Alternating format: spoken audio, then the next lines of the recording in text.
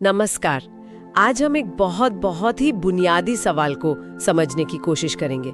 सवाल ये कि हम सब दुख क्यों झेलते हैं, इसका असली सोर्स क्या है।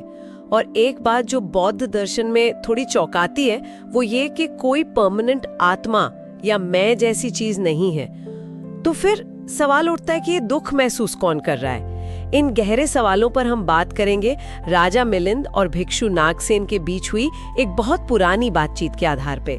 तो चलिए इस संवाद में गोता लगाते हैं और समझने की कोशिश करते हैं कि ये दुख का पूरा सिस्टम कैसे काम करता है और क्या सच में इससे बाहर निकलने का कोई रास्ता है। हाँ बिल्कुल।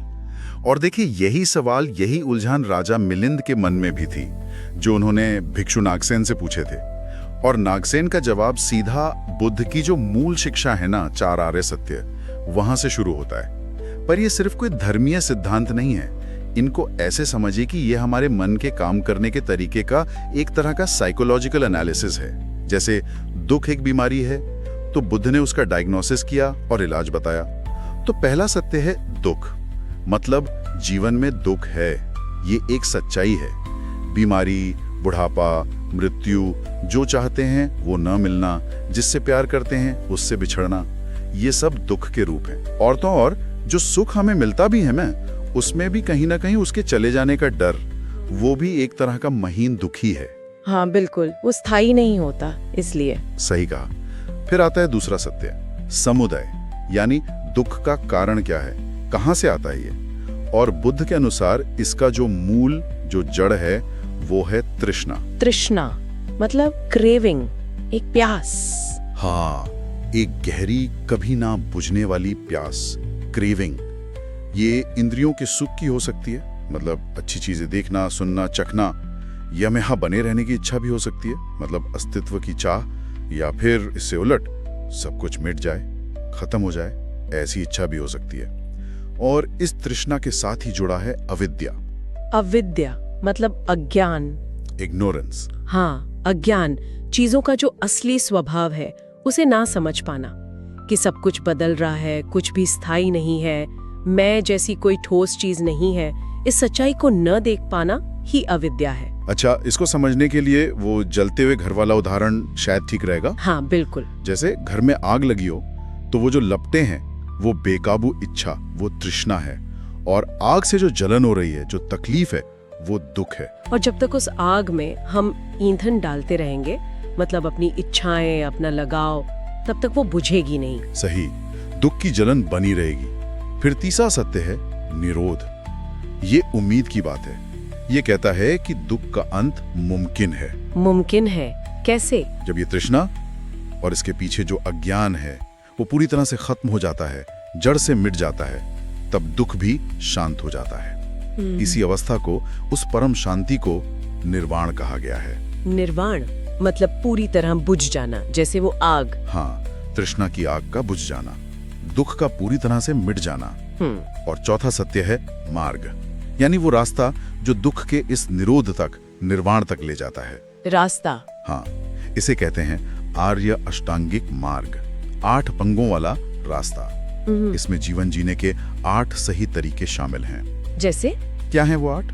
उसमें है सही समझ, सम्यक दृष्टि, सही इरादा, सम्यक संकल्प, सही बोली, सम्यक वचन, सही काम, सम्यक कर्म, सही जीविका, सम्यक आजीविका, सही कोशिश, सम्यक व्यायाम, सही सजगता या माइंडफुलनेस, सम्यक स्मृति, और सही एकाग्रता, सम्यक समाधि।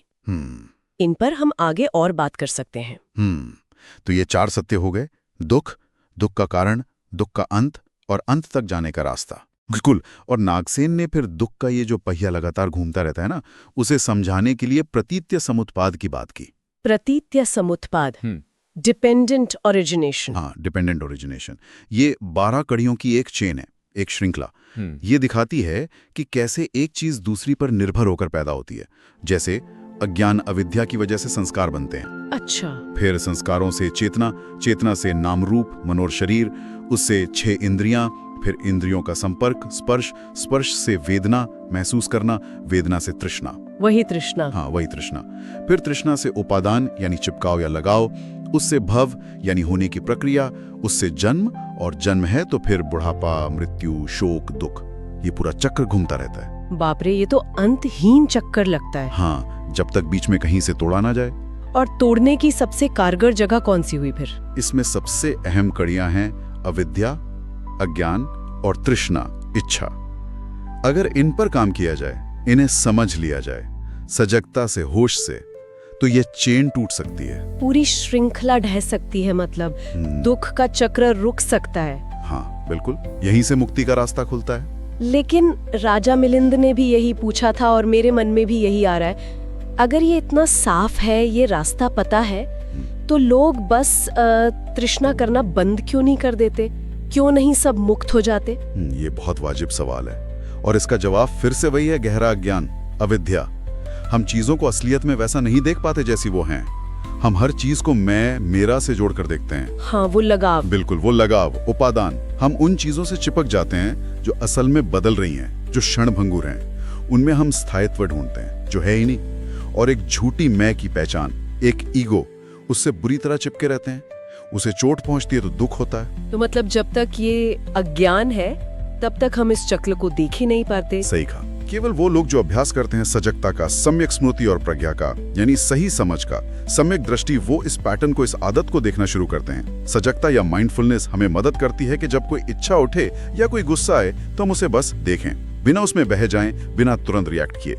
यहीं से बदलाव शुरू होता है। अच्छा, तो मतलब इस पूरी बातचीत से जो नागसेन और मिलिंद के बीच हुई, कुछ मोटी बातें निकल कर आती है।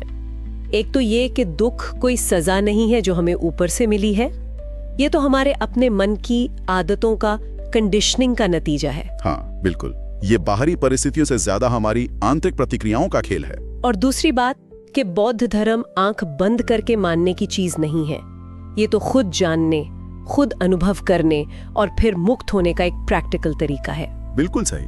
और जैसा नागसेन ने वो वैद्य और रोगी वाला उदाहरण दिया था, बहुत अच्छा उदाहरण है वो, कि बुद्ध ने दुख बनाया नहीं, ना ही वो किसी का हाथ पकड़कर उसे मोक्ष तक पहुंचाते हैं। उन्होंने तो बस रोग को समझा, उसका कारण बताया और इलाज का मार्ग दिखाया। जैसे डॉक्टर दवा लिख देता है, दवा तो खुद ही लेनी पड़ेगी। एग्जैक्टली, दवा रोगी को खुद लेनी है, स्वस्थ खुद होना है, यानी रास्ते पर तो खुद ही चलना होगा। और ये रास्ता, ये अपने मन को गहराई से जानने से ही शुरू होता है। वहीं से शुरू होता है, अपने विचारों, अपनी भावनाओं, अपनी इच्छाओं को बिना जज किए देखना सीखना। तो मतलब सार ये निकलता है कि दुख हमारा भाग्य नहीं है जिसे बस झेलना ही है।